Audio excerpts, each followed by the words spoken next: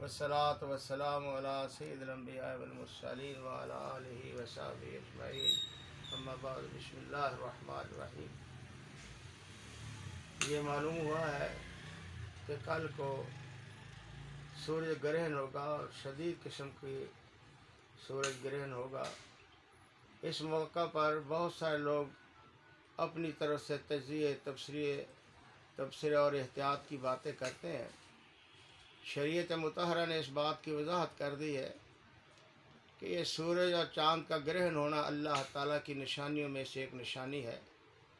اس موقع پر نبی علیہ السلام کا جو مسنون عمل ہے وہ نماز پڑھنا ہے۔ نماز خسوف نبی علیہ السلام نے ادا کی ہے، تو ہمیں بھی چاہیے، تمام مسلمانوں کو، جملہ مسلمانوں سے درخواست کرتا ہوں کہ وہ اس موقع پر نماز پڑھیں۔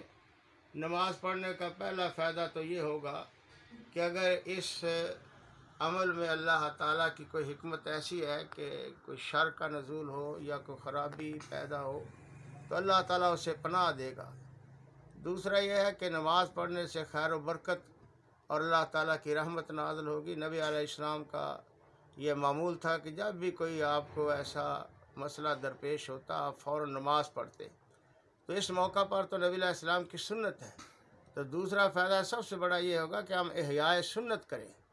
خصوصاً میں اپنے بھائی اہل حدیثوں سے درخواست کروں گا کہ وہ باضابطہ کل کو جب یہ سورج گرہن ہو تو نماز پڑھے، جو سنت کے مطابق جس کی تفصیلات حدیث کی کتابوں میں موجود ہے، تو اس نماز کا اہتمام کرے تاکہ اللہ وحدہ لا شریک ہم پر اپنی رحمت نازل فرمائے اور ہر قسم کی شر سے ہمیں محفوظ فرمائے۔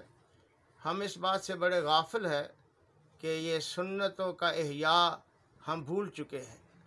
اہل حدیث کا تو طرح امتیاز ہے کہ وہ احادیث کی روشنی میں ہمیشہ اپنا کردار ادا کرتے ہیں۔ تو اس موقع پر بھی میری درخواست ہے تمام جملہ مسلمانوں سے کہ وہ کل کو نماز خسوف ادا کرے، جو نبی علیہ السلام کی سنت ہے۔ اللہ تعالیٰ ہمیں سنت پر عمل کرنے کی توفیق بخشے اور سنت کی برکت سے اللہ تعالیٰ ہمیں ہر قسم کی خیر و رحمت سے مالا مال فرمائے۔ اللہ عمل کی توفیق بخشے۔ وآخر دعوانا الحمدللہ۔ نماز کا طریقہ بتا دیں، نماز کا طریقہ بتا دیں۔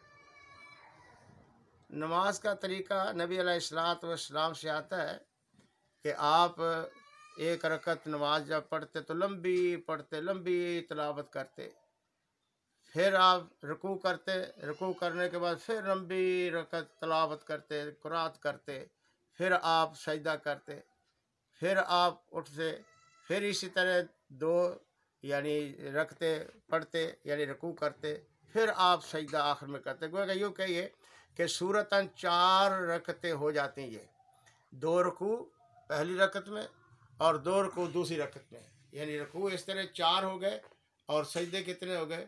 2 ہو گئے۔ یہ بھی نبی علیہ السلام کی سنت کا ایک حصہ ہے کہ اس طرح یہ نماز ادا کرنی چاہیے اور اس وقت تک ادا کرنی چاہیے جب تک کہ سورج گرہن ختم نہ ہو جائے۔